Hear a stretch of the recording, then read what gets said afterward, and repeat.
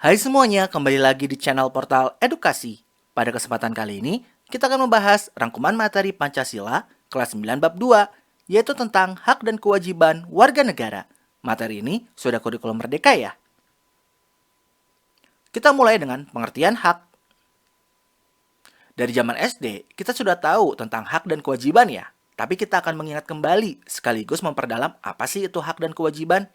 Di sini ada beberapa ahli yang menyatakan pengertian tentang hak, antara lain Profesor Dr. Notonegoro, Christine St. Kansil, Sudikno Mertokusumo, dan John Salmon. Menurut Profesor Dr. Notonegoro, hak adalah kekuasaan untuk menerima atau melakukan sesuatu yang semestinya diterima atau dilakukan oleh pihak tertentu dan tidak dapat dilakukan oleh pihak lain manapun juga, yang pada prinsipnya dapat dituntut secara paksa olehnya. Sedangkan menurut Christine St. Kansil, hak merupakan izin atau kekuasaan yang diberikan hukum. Kemudian kalau menurut Sudikno Mertokusumo, hak adalah kepentingan yang dilindungi hukum. Kemudian menurut John Salmon, pengertian hak itu ada 4 macam, yaitu hak dalam arti sempit, yaitu hak yang diperoleh seseorang dengan syarat melakukan suatu kewajiban tertentu. Hak kemerdekaan, yaitu hak yang dimiliki seseorang untuk melakukan kegiatan dengan syarat tidak mengganggu dan tidak melanggar hak orang lain. Kemudian hak kekuasaan, yaitu hak yang diperoleh seseorang untuk meraih kekuasaan, mengubah hak-hak serta kewajiban melalui jalur dan cara hukum. Kemudian, hak kekebalan atau imunitas, yaitu hak yang dimiliki seseorang untuk bebas dari kekuasaan hukum orang lain. Selanjutnya, pengertian kewajiban. Nah, untuk pengertian kewajiban, ada beberapa ahli juga nih yang menyampaikan pendapatnya. Antara lain, Profesor Dr. Notonegoro, Johan Yassin, dan John Salmon. Menurut Profesor Dr. Notonegoro, kewajiban merupakan beban untuk memberikan sesuatu yang semestinya diberikan oleh pihak tertentu. Tidak dapat diwakilkan oleh pihak lain manapun, karena pada prinsipnya dapat dituntut secara paksa oleh pihak berkepentingan. Sedangkan menurut Johan Yassin, kewajiban warga negara adalah suatu keharusan yang tidak boleh ditinggalkan oleh warga negara dalam kehidupan bermasyarakat, berbangsa, dan bernegara. Sedangkan menurut John Salmon, kewajiban merupakan segala sesuatu yang harus dilakukan oleh seseorang. Selanjutnya, kita masuk ke materi pelaksanaan hak dan kewajiban warga negara secara seimbang. Kita sudah paham betul ya bahwa pelaksanaan dari hak dan kewajiban itu harus dilakukan secara seimbang. Tentunya, apabila kita ingin hak kita terpenuhi, maka kita harus penuhi hak orang lain dengan melaksanakan kewajiban kita. Apabila hak orang lain telah terpenuhi, maka kita berhak untuk meminta hak kita. Lantas, apa saja sih hak dan kewajiban yang harus kita laksanakan? Kemudian dalam ruang lingkup apa saja? Nah, kita akan bahas lebih dalam ya. Kita mulai dengan contoh hak dan kewajiban di sekolah. Berikut ini adalah beberapa hak siswa di sekolah. Mendapatkan suasana belajar dengan tenang, menggunakan fasilitas sekolah, meminjam buku di perpustakaan, dan lain-lain. Kalau kewajibannya, menghormati guru, tenaga kependidikan, dan semua warga sekolah. Melaksanakan tata tertib sekolah, mengikuti upacara bendera, dan lain-lain. Kemudian, contoh hak dan kewajiban dalam keluarga. Contoh haknya anak di rumah nih, mendapatkan kasih sayang penuh dari orang tua ataupun anggota keluarga yang lain. Memperoleh pendidikan dan bimbingan saat belajar. Mendapatkan perlindungan dan keamanan dari orang tua, dan lain-lain. Sedangkan kewajibannya, menghormati semua anggota keluarga, terutama kedua orang tua. Membantu meringankan pekerjaan orang tua. Selalu berkata jujur kepada orang tua, dan lain-lain. Selanjutnya, contoh hak dan kewajiban di lingkungan masyarakat. Contoh haknya yaitu mendapatkan persamaan kedudukan dan kepastian di mata hukum dan pemerintahan, mengeluarkan pendapat, beragama dan beribadah, dan lain-lain.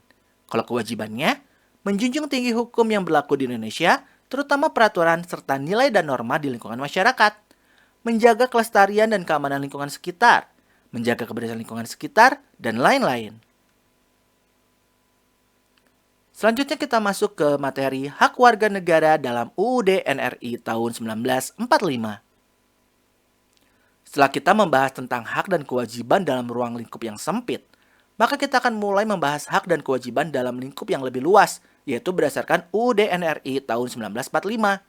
Ada banyak pasal nih yang mengatur tentang hak warga negara, antara lain pasal 27 ayat 2, pasal 28A, pasal 28B ayat 2, pasal 28D ayat 1, pasal 28E ayat 1, pasal 28E ayat 3, pasal 29 ayat 2, dan pasal 31 ayat 1. Sebetulnya masih banyak ya, tapi itu hanya beberapa contohnya dan lebih baik dihafalkan nih. Mungkin aja keluar ujian nanti.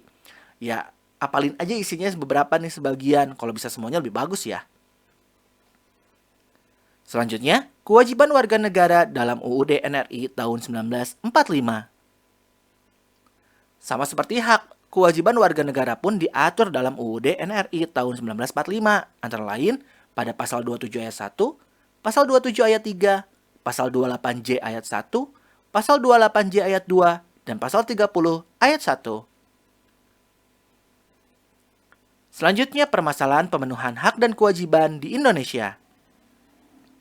Dalam melaksanakan hak dan kewajiban, tentu saja ada halangan dan permasalahan yang dihadapi, antara lain penyalahgunaan sosial media dalam berekspresi tanpa melihat dan mempertimbangkan perasaan orang lain.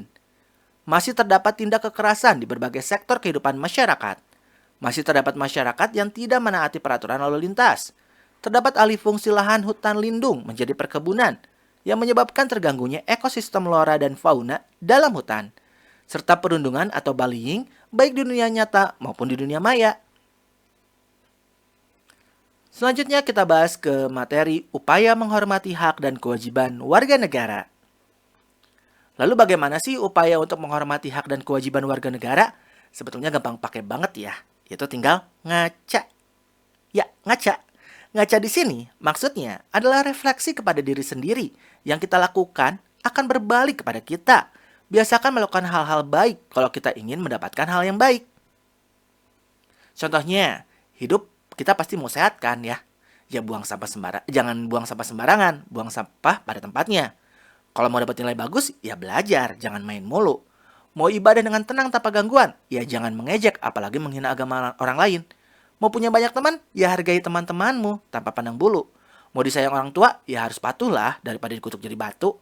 Dari contoh di atas, kita bisa tahu bahwa semua hak yang kita inginkan itu sangat bergantung pada kewajiban yang kita lakukan. Bayangkan saja kalau kita lakukan yang kebalikannya dari contoh-contoh di atas. Pasti udah tahu jawabannya bakal gimana kan? Selanjutnya, penghargaan dan penghormatan terhadap hak asasi manusia di Indonesia. Indonesia sangat menjunjung tinggi nilai hak asasi manusia atau bisa kita singkat HAM. Hak asasi manusia dalam demokrasi Pancasila adalah hak asasi yang menyeimbangkan hak individu dengan hak masyarakat dengan mengedepankan musyawarah untuk mencapai kesepakatan.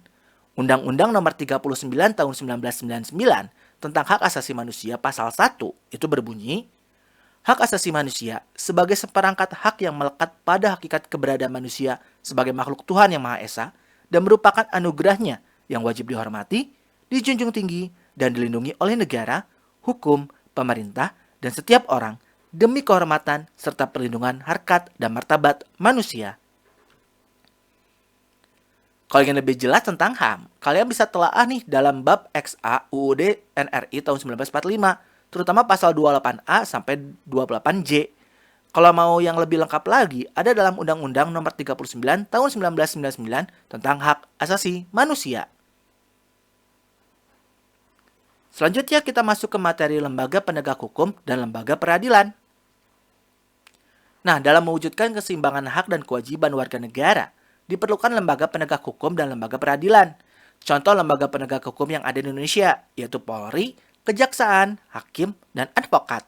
Kalau lembaga peradilan, ada peradilan umum, peradilan agama, peradilan militer, serta peradilan tata usaha negara.